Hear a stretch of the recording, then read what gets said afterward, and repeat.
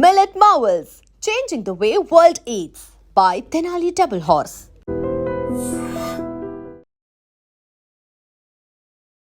నమస్తే, welcome to I dream weekend update with Kavitha.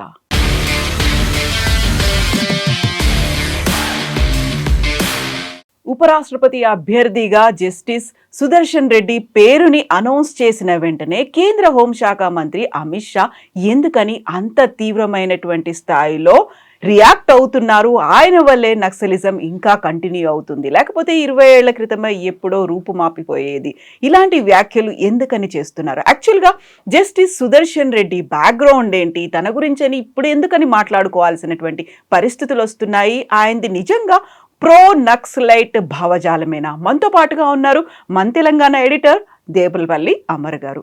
Sir నమస్తే. Sir, justice Sudarshan Reddy మనము senior తెలంగాణవాదిగా చూస్తుంటాము, Telangana ఉద్యమం కోసం ఆయన పాటుపడ్డారని చెప్తుంటాము, న్యాయ వ్యవస్థలో ఉన్నారు, చీఫ్ జస్టిస్గా సుప్రీంకోర్టులో కూడా వర్క్ చేశారు. బట్ ఆయన ఇచ్చినటువంటి తీర్పు వల్లే నక్సల్స్ ఇంకా కంటిన్యూ అవుతున్నారు అనేటువంటి మాట.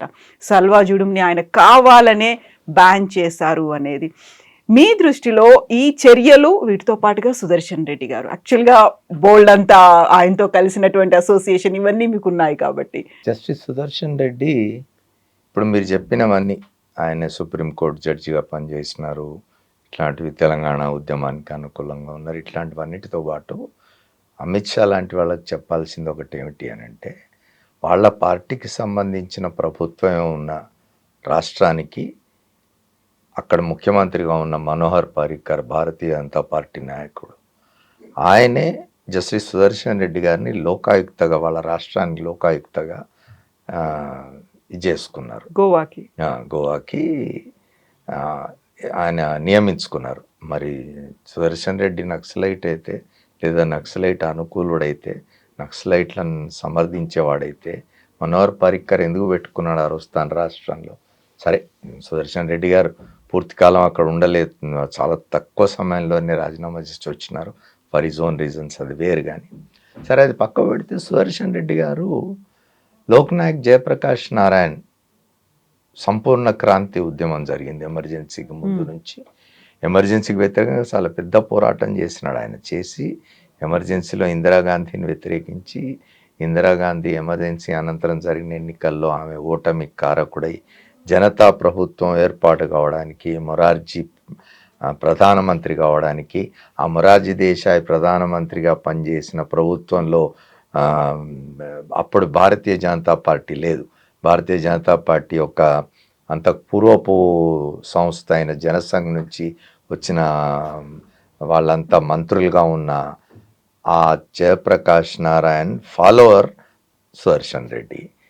సుదర్శన్ రెడ్డి నక్సలైటో, లేకపోతే మావోయిస్టో, లేకపోతే ఆ సిద్ధాంతాన్ని సమర్థించేవాడు అని అమిత్ షా ఇవాళ అనడం అనేది కేవలం తమ పార్టీ అభ్యర్థికి వ్యతిరేకంగా ఇండియా కూటమి ఆయన ఉపరాష్ట్రపతి పదవికి పోటీలో పెట్టింది కాబట్టి విమర్శించడం తప్ప ఇది పూర్తిగా అర్ధరహితమైన ఆరోపణ. ఆయన సుదర్శన్ రెడ్డి గారి చరిత్ర తెలిసే ఉంటుంది. కానీ మనకు గతంలో అమెరికా అధ్యక్షుడు ఒక ఆయన ఉండేవాడు, ఆయన బహుశా పెద్ద బుష్ అనుకుంటాను, జార్జ్ బుష్, ఇద్దరు బుష్లు అక్కడ ప్రెసిడెంట్లు అయినారు, సీనియర్ బుష్ అయి ఉంటాడు. ఆయన ఏమనేవాడంటే, either with me or with my enemy, అంటే నువ్వు ఉంటే నాతో ఉండాలి, లేకపోతే నా శత్రువుతో ఉన్నట్టే, రెండే ఆప్షన్లు ఉన్నాయి, శత్రువుతో ఉన్నట్టే, నీకు మూడో అభిప్రాయం ఉండడానికి వీల్లేదు. అంటే నా అభిప్రాయాన్ని, నా శత్రువు అభిప్రాయాన్ని, రెండు అభిప్రాయాల్ని వ్యతిరేకించి ఇంకో మూడో అభిప్రాయం నీకు ఉండడానికి వీల్లేదు, ఇటా అటా తెలుసుకోవాలని నెట్టేయడం అన్నట్టు జనాన్ని. అట్లా సుదర్శన్ రెడ్డి గారిని మావోయిస్ట్ అనుకూలుడిగా నెట్టే ప్రయత్నం అమిత్ షా చేస్తున్నాడు. ఇప్పుడు జరుగుతున్న ఉపరాష్ట్రపతి ఎన్నికల్లో మనం సంఖ్యాపరంగా చూసుకున్నట్టయితే, సంఖ్యాబలం ప్రకారం చూసినట్టయితే బీజేపీ నాయకత్వంలోని ఎన్డీఏ కూటమి పెడుతున్న అభ్యర్థికి గెలిచే అవకాశాలు ఉన్నాయి. ఇదొక సిద్ధాంతపరమైన పోరాటం. గెలిచినా ఓడినా ఒక ఇష్యూని తీసుకొని ఆ ఇష్యూను జనం ముందు పెట్టడం కోసం జరిగే ఎన్నికలు ఇట్లాంటివి. అక్కడ గెలిపోవటం మనకు స్పష్టంగా కనిపిస్తున్నప్పుడు ఇట్లాంటి ఏమంటారు ఆధారాలు లేని లేదా ఇట్లాంటి అసత్య వ్యాఖ్యలు చేయడం అనేది ఆయన దేశానికే హోంమంత్రి ఆయనకి ఆయన లాంటి స్థాయి గల నాయకుడికి తగని పని అది సుదర్శన్ రెడ్డి గారు. ఇంకోటిగా ఆయన ఏం చేసిండు, 2 ఆరోపణలు చేసినాడు సుదర్శన్ రెడ్డి గారి మీద. ఒకటి, ఆయన 2011లో సల్వా జుడుంను నిషేధిస్తూ గనక తీర్పు ఇవ్వకపోయినట్టయితే 2020 నాటికే నక్సలైట్ ఉద్యమం ఖతమైపోయేది అని. 2011లో సల్వా జుడంకు వ్యతిరేకంగా సుదర్శన్ రెడ్డి గారు, ఆయనతో పాటు ఇంకొక సుప్రీంకోర్టు జడ్జి నిజ్జర్, వారిద్దరూ కలిసి ఇచ్చిన తీర్పు సారాంశం ఏంటంటే దాదాపు 40 పేజీల తీర్పు అది. దాని సారాంశం ఏమిటంటే మెనేస్ ఆఫ్ వైలెన్స్. అమిత్ షాకి ఇంగ్లీష్ అర్థమైతే ఆయన దాన్ని సరిగ్గా చదవాలి. మెనేస్ ఆఫ్ వైలెన్స్ అంటే హింస అనే ఒక బెడదని తొలగించడం అనేది, నివారించడం అనేది, కట్టడి చేయడం అనేది ప్రభుత్వం యొక్క బాధ్యత. నీ బాధ్యతను నువ్వు ఒక ప్రైవేట్ సంస్థను ఏర్పాటు చేసి దానికి కూడా వాయిదాలు ఇచ్చి, మీకు సల్వా జుడం అంటే గోండు భాషలో పీస్ మార్చ్ అంటే శాంతి యాత్ర అని అర్థం. నువ్వు శాంతి యాత్ర జరపడం కోసం ఆ సంస్థను ఏర్పాటు చేయలేదు. నువ్వు వాళ్ళ తెగకు సంబంధించిన వాళ్ళ మీదనే, వాళ్ళ కమ్యూనిటీ వాళ్ళ మీదనే తుపాకులు ఎక్కుపెట్టి హింస చేయడం కోసం ఇట్లాంటి సంస్థను ఏర్పాటు చేస్తున్నావు. సరైంది కాదు ఇది. 2 గ్రూపుల ప్రజల మధ్య హింస ప్రేరేపించడానికి ఉపయోగపడే విధంగా ఈ సంస్థ ఏర్పాటు చేసినారు కాబట్టి దీన్ని వెంటనే రద్దు చేయాలని చెప్పినాడు ఆయన. తర్వాత సల్వా జుడం అనేది మీకు కనుక ఒకసారి చదివితే 2005లో ఈ సల్వా జుడం ఏర్పాటు చేసినప్పుడు అప్పుడు బీజేపీ ప్రభుత్వం అక్కడ ఛత్తీస్గఢ్లో రమణ్ సింగ్ ముఖ్యమంత్రిగా ఉన్నారు. ఆయన ఏర్పాటు చేసినప్పుడు ఆ సల్వా జుడంలో సభ్యులుగా చేరడానికి క్వాలిఫికేషన్ 5వ తరగతి చదువుకొని ఉంటే చాలు. రెండవది, వాళ్ళకు స్పెషల్ పోలీస్ ఆఫీసర్స్ అనే ఒక డిజిగ్నేషన్ కూడా ఇచ్చినారు ఆ సల్వా జుడంలో ఉండే సభ్యులకు. అంటే 5వ తరగతి చదువుకున్న వాడికి స్పెషల్ పోలీస్ ఆఫీసర్ అని ఒక హోదా ఇచ్చి వాడి చేతికి తుపాకులు ఇస్తే వాడి మానసిక స్థితి ఎట్లా ఉంటుంది? వాడు ఏం చేస్తాడు? చేతిలో తుపాకు వచ్చిన తర్వాత అధికారం వచ్చినట్టే కదా. ఆ దీంతో ఇవ్వండి వాడిని చంపుతాడు వాడు. అంటే నువ్వు సమాజంలో హింసను ప్రేరేపించడానికి, అభద్రతను పెంచడానికి, అశాంతిని లేపడానికి ప్రయత్నం చేసినావు నువ్వు. కాబట్టి సల్వా జుడం అనేది మీరు ఏ లెక్కన చూసినా కూడా అది అసలు దాన్ని ఏర్పాటు చేయడం అనేది అది రాజ్యాంగబద్ధమైన ఎన్నికల్లో గెలిచి వచ్చిన ఒక ప్రభుత్వం ఏర్పాటు చేయడం అనేది చాలా తప్పు. సుదర్శన్ రెడ్డి గారు తన తీర్పులో అదే చెప్పినారు. ఆయన ఏమన్నా అంటే హింసను అరికట్టాల్సిందే, హింసకు తావులేదు ప్రజాస్వామ్య సమాజంలో. ఆ హింసను అరికట్టే బాధ్యత రాజ్యాంగం నీకు ఇచ్చింది, హక్కు నీకు ఇచ్చింది ప్రభుత్వానికి. నువ్వు నీ హక్కుని చేసి పోయి ఓడుకోబెడతావు అంటే ఇదేమి అయితే ఇది కొత్త ఏం కాదండి. ఇట్లాంటివి అంతకుముందే దాదాపు 80ల నుంచి ఇట్లాంటివి జరుగుతున్నాయి.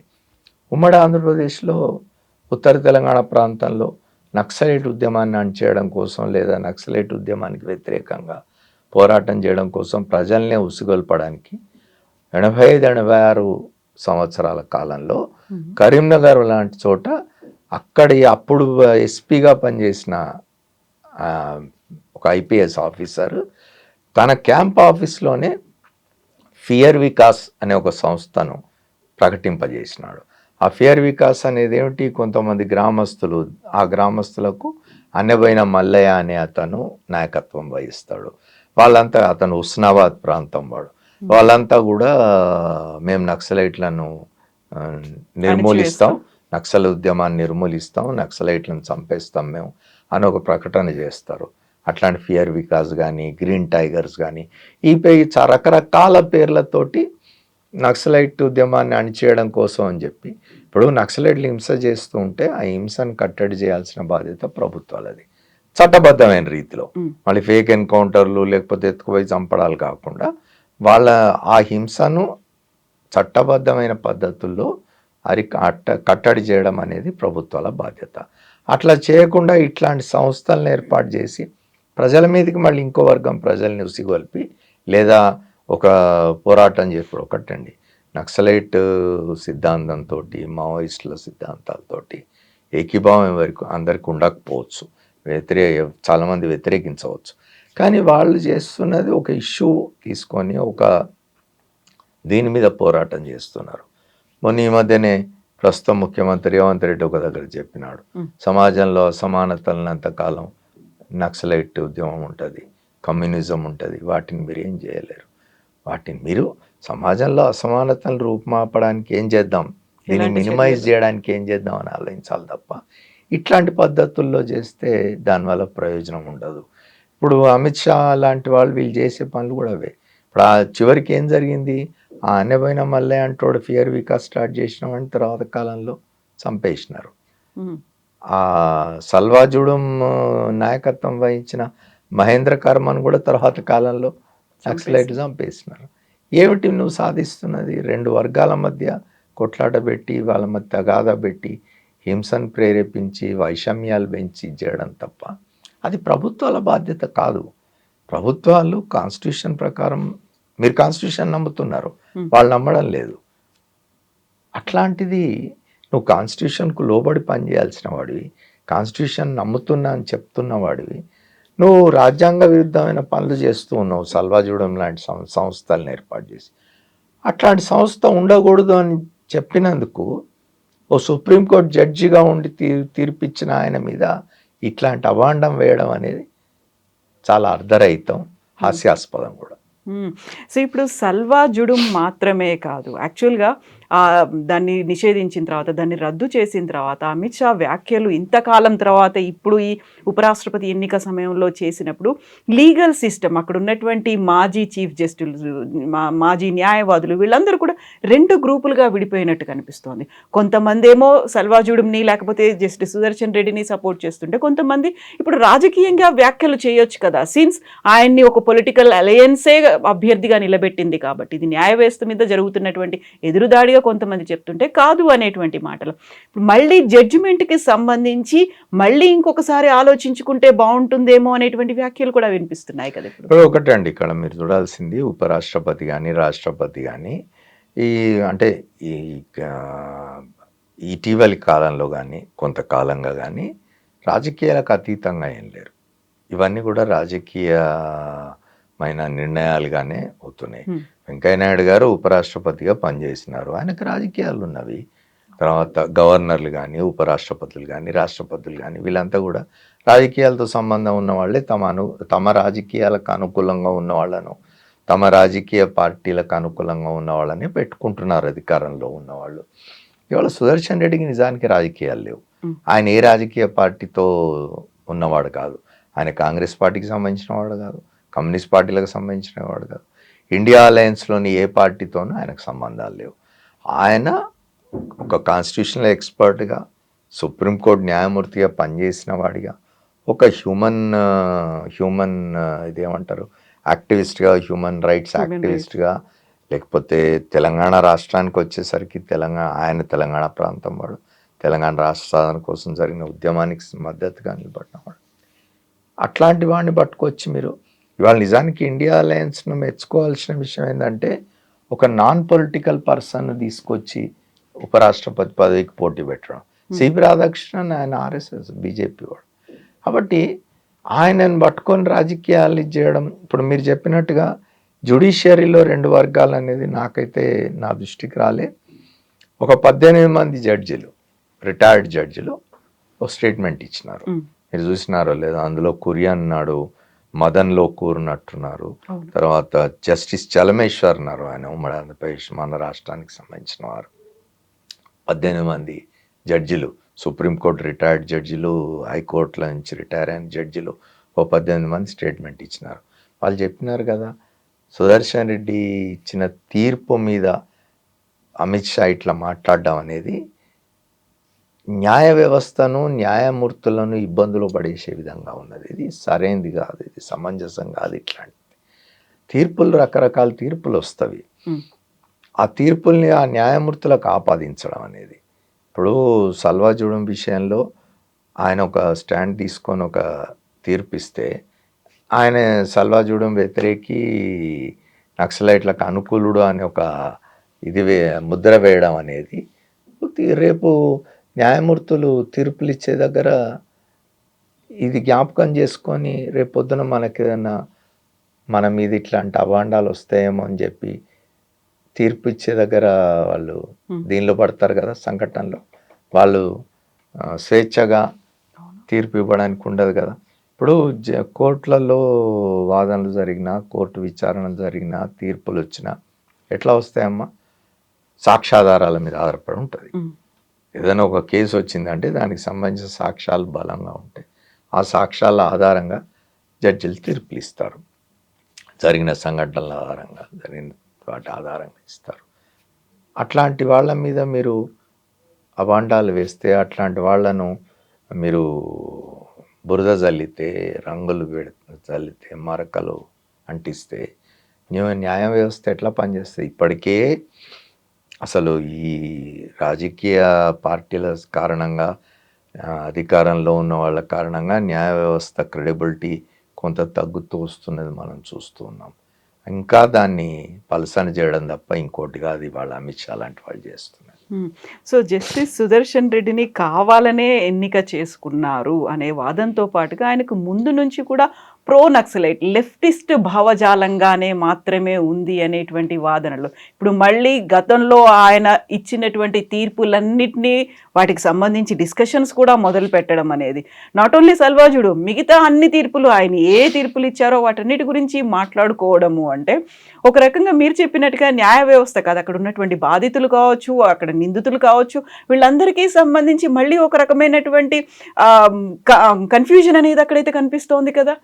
ఇప్పుడు ఒకటండి, ఒక ఇది అనుకుందాం, సుదర్శన్ రెడ్డి గారు క్యాండిడేట్ కాకపోయి ఉంటే ఇది రాకపోయేది కదా, అసలు ఇవన్నీ మాట్లాడేవాళ్ళు కాదు కదా.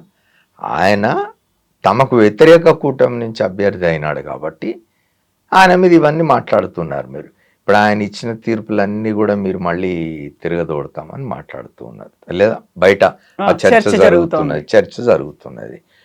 అసలు ఇట్లా చేస్తూ పోతే డెమోక్రసీ అనే దానికి అర్థం ఏముంటుంది? డెమోక్రసీలో అభిప్రాయాలు ఉండవచ్చు. ఇప్పుడు సుదర్శన్ రెడ్డి గారు ఎక్కడైనా, ఇప్పుడు ఒకటి సుదర్శన్ రెడ్డి గారు నక్సలైట్ ఉద్యమాన్ని ఎదుర్కోవడం ఈ పద్ధతిలో కాదు అని చెప్పాడు అనుకోండి, అంటే ఆయన నక్సలైట్ అయినట్ట. ఇప్పుడు చాలామందికి చాలా అభిప్రాయాలు ఉంటాయి. చాలామంది భారతీయ జనతా పార్టీకి అనుకూలంగా ఉంటారు, లేదా భారతీయ జనతా పార్టీ చేస్తున్న పనులకు అనుకూలంగా ఉంటారు. వాళ్ళందరినీ కూడా ఆర్ఎస్ఎస్ వాళ్ళు అందామా, వాళ్ళందరూ హిందుత్వవాదులు అందామా? రాజకీయాల్లో ఒక రాజకీయ సిద్ధాంతాన్ని, లేదా ఒక రాజకీయ పార్టీని, ఒక రాజకీయ కార్యక్రమాన్ని మంచి చెడ్డ అని బేరీజు వేసుకోవడం, అభిప్రాయాలు కలిగి ఉండడం అనేది వ్యక్తికి ఉన్న స్వేచ్ఛ, అది మనిషికి ఉన్న స్వేచ్ఛ. ఆ స్వేచ్ఛ కూడా ఉండకూడదు. మేము ఎట్లా చెప్తే అట్లనే వినాలి, మాకు అనుకూలంగానే ఉండాలంటే నేను ఇంతకుముందు చెప్పినట్టే ఉంటుంది. అయితే నాతో ఉండు, నువ్వు నాతో లేకపోతే నా శత్రువుతో ఉన్నట్టు. నీకు ఒక స్వతంత్రంగా అభిప్రాయం ఉండే అవకాశం లేదు అని చెప్పడమే, నీకు స్వతంత్రంగా ఆలోచించే అవకాశం లేదు, హక్కు లేదు, నువ్వు ఆలోచించడానికి వీలు లేదు అని చెప్పడమే. భారత రాజ్యాంగం నాకు స్వతంత్రంగా ఆలోచించే హక్కు ఇచ్చింది, స్వతంత్రంగా నాకున్న అభిప్రాయాలను వ్యక్తం చేసుకునే హక్కు ఇచ్చింది, నాకు మాట్లాడే స్వేచ్ఛనిచ్చింది రాజ్యాంగం. వాటన్నిటి కారణంగానే ఇవాళ సుదర్శన్ రెడ్డి అయినా అక్కడి నుంచి నాలాంటి వాడి దాకా అందరం మాట్లాడగలుగుతున్నాం అంటే రాజ్యాంగం ఇచ్చిన స్వేచ్ఛ. కేవలం సల్వాజుడు మాత్రమే కాదు, నక్సల్స్ ఏరివేత కోసం పెట్టినటువంటి స్పెషల్ పోలీస్ టీంలకి సంబంధించి కూడా సుదర్శన్ రెడ్డి గారు ఒక జడ్జిమెంట్ అనేది ఇచ్చారు. అంటే ఒకటి కాదు, 2 జడ్జిమెంట్లు ఉన్నాయి. అమిత్ షానే అన్నారు. అదేంటంటే ఈ నక్సలైట్ ఉద్యమాన్ని లేకపోతే వీటిని చేయడానికి స్పెషల్ పోలీస్ ఫోర్సెస్ని పంపినప్పుడు, ముఖ్యంగా ట్రైబల్ ఏరియాస్ లాంటి చోటుకి, వాళ్ళకు అవసరమైన సౌకర్యాలను కల్పించాల్సిన బాధ్యత నీది స్పెషల్ పోలీస్ ఫోర్స్కి. అట్లా కాకుండా వాళ్ళని తీసుకుపోయి స్కూళ్ళల్లో, కాలేజీలలో క్యాంప్ చేయిస్తే, వాళ్ళకి శిబిరాలు ఏర్పాటు చేస్తే, నెలల తరబడి, సంవత్సరాల తరబడి స్కూళ్ళు, కాలేజీలు నడవకపోతే పిల్లల చదువులు ఏమవుతాయి? అది రైట్ టు ఎడ్యుకేషన్ అనే ఒక దీన్ని కలిగించినట్టే కదా. అంటే ప్రతి వాడికి చదువుకునే హక్కు ఉంది, జీవించే హక్కు ఎంత ఉందో చదువుకునే హక్కు కూడా అంత ఉంది. మన రాజ్యాంగం ఇచ్చింది. మరి వాళ్ళ పిల్లలు చదువుకునే హక్కును హరిస్తున్నట్టే కదా. అది చేయకూడదు అని చెప్పినాడు ఆయన. ఖాళీ చేయమన్నాడు. స్కూళ్ళు కాలేజీలు ఖాళీ చేయండి, అక్కడ పిల్లలు చదువుకోవడానికి ఉద్దేశించినవి స్పెషల్ పోలీస్ ఫోర్సెస్ క్యాంప్స్ కోసం కాదు కట్టింది. మీరు ఇట్లాంటి సమస్య ఉన్నది అనుకున్న దగ్గరికి స్పెషల్ పోలీస్ ఫోర్స్లను పంపాలనుకుంటున్నప్పుడు మీరు అక్కడ వాళ్ళ కోసం ప్రత్యేకమైన ఏర్పాట్లు చేసుకోండి. నువ్వు వాళ్ళని పంపొద్దని అంటలేం. వాళ్ళని తీసుకొని స్కూళ్ళల్లో కాలేజీలో పెడితే పిల్లల చదువులు ఖరాబ్ అవుతున్నాయి. నెలల తరబడి సంవత్సరాల తరబడి పిల్లలు చదువుకోకపోతే రైట్ టు ఎడ్యుకేషన్ను భంగం కలిగించినట్టే కదా. అది కూడా ఆయన అన్నది. సుదర్శన్ రెడ్డి గారు ఇచ్చిన తీర్పులో తప్పే ఉన్నది. ఆయన ఏమన్నారు, మీరు వేరే చోటే అవి తీసేయండి, ఎత్తేయండి, అక్కడ పోవద్దు, వాళ్ళు ఏం చేయొద్దు అని ఆయన ఏం చెప్పలే. స్కూళ్ళు కాలేజీల నుంచి ఆ క్యాంపస్ తీసేయమని చెప్పినాడు ఆయన. ఎందుకంటే పిల్లలు చదువుకోవాలి, భవిష్యత్తు వాళ్ళది. చదువుకోకపోతే వాళ్ళ భవిష్యత్తు పాడవుతుంది. రాజ్యాంగం ఇచ్చిన హక్కు చదువుకునే హక్కు అది. సో ఎన్నికల వరకు ఇలాంటి ఆరోపణలే ఉంటాయి. ఎన్నికలు యాక్చువల్గా ఏం జరుగుతుందని అనుకుంటున్నారు సార్ మీరు? ఉపరాష్ట్రపతి ఎన్నిక నేను చెప్పినాను కదా మీకు. ఇవాళ ఏదైనా ఒక మిరాకిల్ జరిగితే తప్ప, ఏదైనా ఒక పెద్ద గొప్ప ఇదొచ్చి చాలా మందిలో మార్పు వచ్చేసి ఏమన్నా ఇటు ఓటేస్తే తప్ప, నంబర్ వైజ్ చూసినట్టయితే ఇవాళ బీజేపీ లెడ్ ఎన్డీఏ కూటమికి స్పష్టమైన మెజారిటీ ఉన్నది. సుదర్శన్ రెడ్డి గారు చెప్తున్నారు, ఎస్ నేను అందరూ పార్లమెంట్ సభ్యులందరూ ఒకసారి అంటే ఇంకొకటి గుర్తుపెట్టుకోవాలి.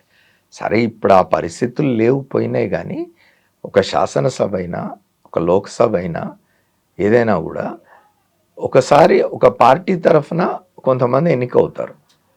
అసెంబ్లీకి పోయిన తర్వాత, లోక్సభ పోయిన తర్వాత, ఇప్పుడు అసెంబ్లీ మన తెలంగాణ అసెంబ్లీ ఉన్నది, 119 స్థానాలు ఉన్నవి. ఈ 119 మందిలో కొంతమంది ఈ పార్టీ, కొంతమంది ఆ పార్టీ, కొంతమంది ఆ పార్టీ నుంచి ఎన్నిక కావచ్చు.